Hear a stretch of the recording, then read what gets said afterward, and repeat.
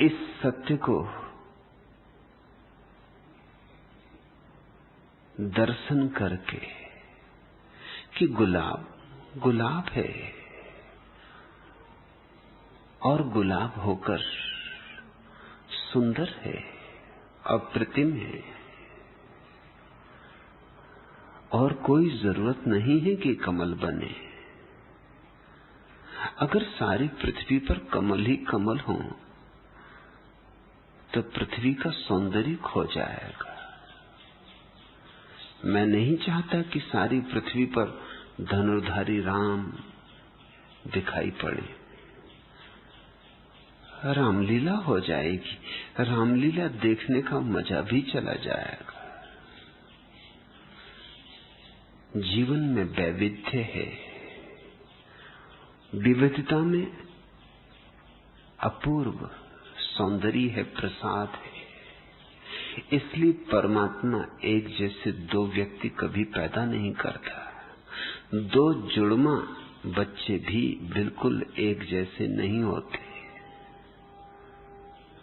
दो पत्थर भी एक जैसे नहीं होते, दो पत्ते भी एक जैसे नहीं होते। लेकिन सदियों सदियों से पंडित पुरोहितों का जाल तुम्हें उल्टी ही बातें समझाता रहा है। मनुष्य जाति की सारी आधारशिलाएं गलत है, भ्रांत है, क्योंकि उनके बीच में महत्वाकांक्षा का जहर है। प्रत्येक बच्चे को हम कहते हैं कुछ बनो, कुछ करके दिखाओ, कुछ हो जाओ, यूं ही न मर जाना। 4 दिन की जिंदगी मिली है, यश कमाओ, नाम कमाओ, पद प्रतिष्ठा, छोड़ जाओ इतिहास के पृष्ठों पर अपनी स्मृति के चिन्ह। लेकिन समय की रेत पर किसके चिन्ह टिकते? और इतिहास के पृष्ठों पर किसी पाद टिप्पणी में अगर तुम्हारा नाम रह भी गया तो क्या लाभ है, क्या सार है? सिकंदर ने पूरा जीवन पृथ्वी का विजेता होने में गंवाया। चलो रह गया इतिहास में नाम, मगर जिंदगी तो हाथ से गई। अमृत नहीं बरसा जीवन में, संतोष के फूल नहीं खिले जीवन में, तृप्ति का नृत्य नहीं उठा जीवन में। जीवन तो एक भागदौड़ रही, आपाधापी रही। हाँ, इतिहास के पन्ने पे नाम छूट गया तो इतिहास के पन्ने को चांटोगे और फिर तुम मर ही गए।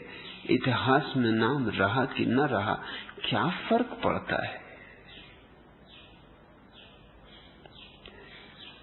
दीपक भारती, तुम कहते हो कुछ बनने की आस में उलझता रहा, कुछ न हुआ। हो ही नहीं सकता। कसूर तुम्हारा नहीं, भाग्य का नहीं,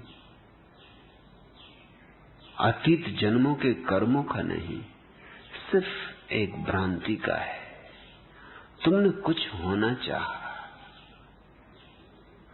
तुम कुछ हो ही। तुम जो हो उसको अंगीकार करो तो उसका आविष्कार भी कर सकोगे। अंगीकार में ही आविष्कार है। जिसे हम इनकार करते हैं उससे हम मुंह मोड़ लेते हैं। जिससे हम इनकार करते हैं उसे हम देखना भी नहीं चाहते। दुश्मन को कौन देखना चाहता है? उससे हम बच के निकलते हैं, उसकी हम उपेक्षा करते हैं। तो जिसने अपने को अस्वीकार करना शुरू किया, और कुछ बनने की आशा का एक ही अर्थ होता है, अपने को अस्वीकार करना। वो अपने से बचने लगता है, वो अपने से भागने लगता है, वो अपने से दूर दूर होने लगता है, वो और सब चीजों में उलझेगा, अपने भर से वंचित रहेगा। और वही है जीवन का सार तत्व, और वही है तुम्हारे प्राणों के ऊर्जा का केंद्र। वही है स्वर्ग, वही है मोक्ष, वहीं से बनेगा तुम्हारे जीवन का विकास, गति, क्रांति। मगर अंगीकार पहली शर्त है, और अंगीकार अहोभाव पूर्वक, अंगीकार आनंद से, कृतज्ञता से। यह मेरी बुनियादी सीख है। महत्वाकांक्षा तुम्हें सिखाई गई है, मैं तुम्हें महत्वाकांक्षा मुक्ति सिखाता हूं। जो महत्वाकांक्षा से मुक्त है वह संसार से मुक्त है। मैं नहीं कहता संसार से भागो, कोई जरूरत नहीं, सिर्फ महत्वाकांक्षा का पागलपन गिर जाने दो। जो हो उसमें रसमग्न हो, जो हो उसके लिए परमात्मा को धन्यवाद दो। शिकायत नहीं, शिकवा नहीं, अनुग्रह। और तब प्रार्थना सहज ही उठेगी, उठाएगी। और फिर तब प्रार्थना ईसाई नहीं होगी, हिंदू नहीं होगी, जैन नहीं, बौद्ध नहीं, सिर्फ प्रार्थना होगी। शब्द भी नहीं होंगे उसमें, सिर्फ भाव की अर्चना होगी, सिर्फ मौन गीतांजलि होगी। चुपचाप सिर झुक जाएगा इस विराट अस्तित्व के प्रति, क्योंकि जो इसने हमें दिया है, क्या हम उसके अधिकारी हैं? क्या हम उसके पात्र हैं? जीसस की प्रसिद्ध कहानी बहुत प्रीतिकर है। छोटी सी कहानी, सरल सी कहानी, लेकिन अर्थ बड़े दूरगामी। कहानी है कि एक अंगूर के बगीचे के मालिक ने, अंगूर पक गए हैं, सुबह सुबह कुछ मजदूर बुलाए, अंगूरों को तोड़ना है। अब ज्यादा देर अंगूरों को छोड़ा नहीं जा सकता, अन्यथा वे सड़ जाएंगे, अन्यथा अपने आप गिरने लगेंगे। लेकिन वे मजदूर कम थे। दोपहर उसने और मजदूर बुलाए, वे भी कम पड़े। सांझ उसने और मजदूर बुलाए। सांझ को जो मजदूर आए वो तो ऐसे समय आए जबकि दिए जलने का समय होने लगा था, अंधेरा उतरने लगा था, काम बंद कर रहे थे और मजदूर। फिर उसने सारे मजदूर इकट्ठे किए और सबको बराबर बराबर तनख्वाहें बांट दी। स्वभावतः जो सुबह आए थे खिन्न हुए, नाराज हुए। आखिर आदमी थे, तुम होते तो तुम भी नाराज होते। उन्होंने कहा कि ये कैसा अन्याय है, हम सुबह से खून पसीना कर रहे हैं, हमें भी उतनी ही तनख्वाह है। जो दोपहर आए, आधे दिन काम किया, उनको भी उतनी ही तनख्वाह है, और ये भी हम बर्दाश्त कर लेते। मगर जो अभी अभी आए, जिन्होंने काम किया ही नहीं, उन्हें भी उतनी ही तनख्वाह है। अन्याय की भी कोई सीमा होती। वह मालिक हंसने लगा। उसने कहा, तुमसे एक बात पूछूं? मैंने तुम्हें जो दिया है वो तुम्हारी मजदूरी से कम है? उन्होंने कहा कि नहीं, हमारी मजदूरी से तो ज्यादा है। जितना हमने मांगा था सुबह, उससे तो 2 गुना है। उस मालिक ने कहा, तुम उसके लिए मुझे धन्यवाद नहीं दे रहे कि मैंने तुम्हें 2 गुना दिया। फिर ये संपत्ति मेरी है, मैं किसी को लुटाऊं? तुम्हें शिकायत कैसी? तुम हो कौन? जो दोपहर आए उनको भी मैंने उतना दिया, और जो अभी अभी आए जिन्होंने काम किया नहीं उनको भी उतना दिया। इसलिए नहीं कि वो पात्र हैं, इसलिए नहीं कि उन्होंने श्रम किया, बल्कि इसलिए कि मेरे पास बहुत है, मेरे पास देने को बहुत है। मैं तलाश करता हूं कि किसको दूं, जो मिल जाता है उसको देता हूं। मैं अपने आधिक्य से देता हूं।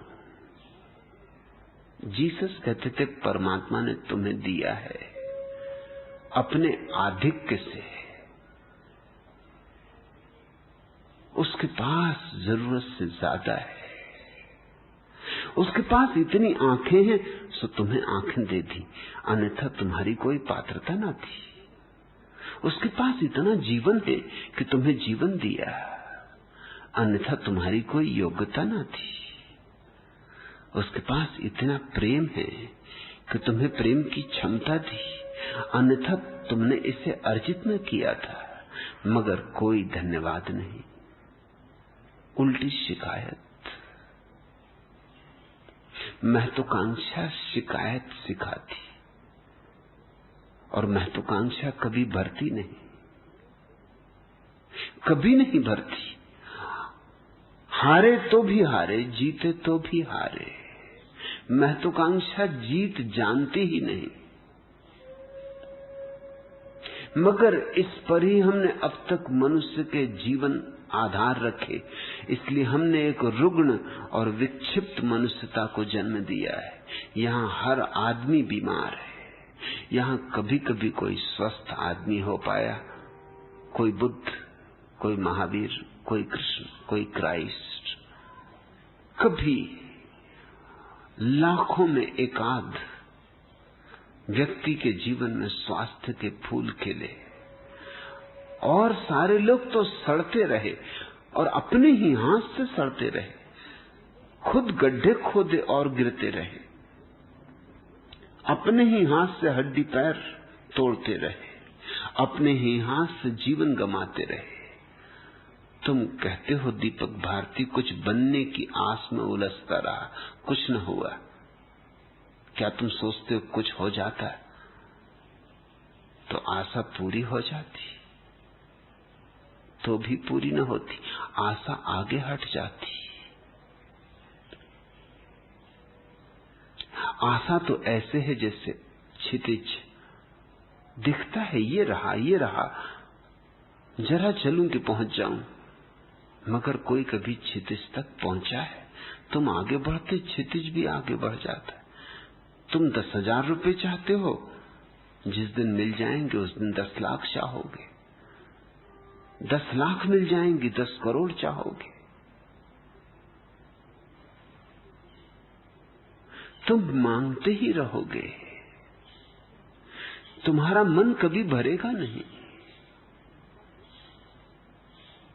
ये भरना जानता नहीं। बुद्ध ने कहा है तृष्णा दुष्पूर है। क्यों? क्योंकि तृष्णा बुनियाद में ही भूल है। तुम कहते सिर्फ यह बोध रह गया कि मैं हूं, न धन आया, आ जाता तो भी नहीं आता। जिनके पास आ गया है जरा उनकी तरफ देखो, क्या आया? जिनके पास पद आ गए उनके पास क्या आया? मेरे पास धनी आके भी यूं ही रोते कि जिंदगी गंवा दी, ठीकरे इकट्ठे हो गए, अब क्या करें? हाथ से जीवन तो सरक गया, अब तो समय भी नहीं बचा, और हम कंकड़ पत्थर बीनते रहे। हमने समझा था हीरे जवारात है,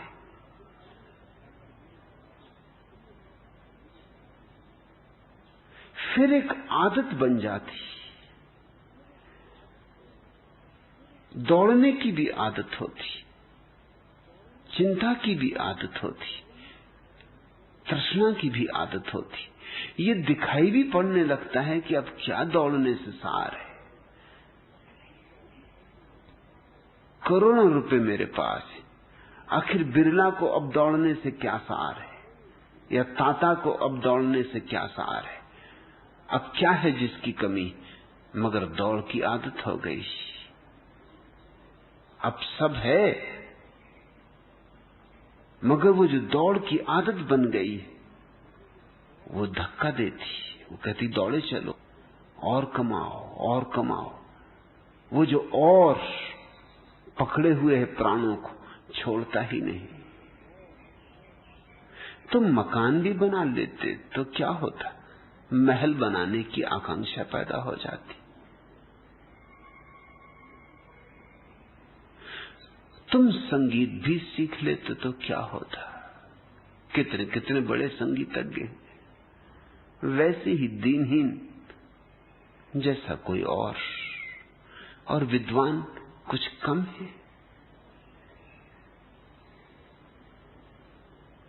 मोहल्ले मोहल्ले, गांव गांव है। क्या पाया है उन्होंने?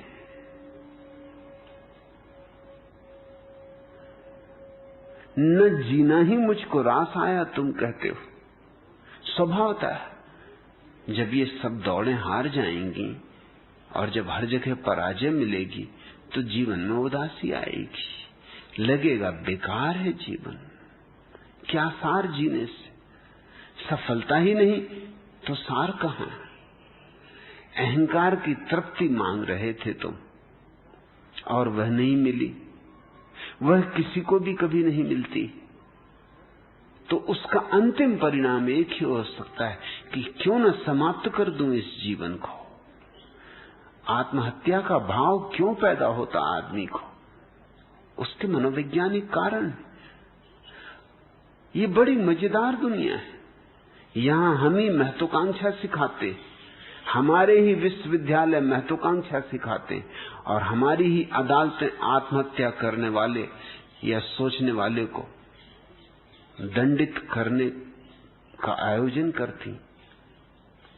ये विश्वविद्यालय हमारे, ये अदालतें हमारी। ये विश्वविद्यालय में ही शिक्षित होते हैं अदालत के जज। ये विश्वविद्यालय ही सिखाते हैं कि आत्मघात बुरी बात है, और ये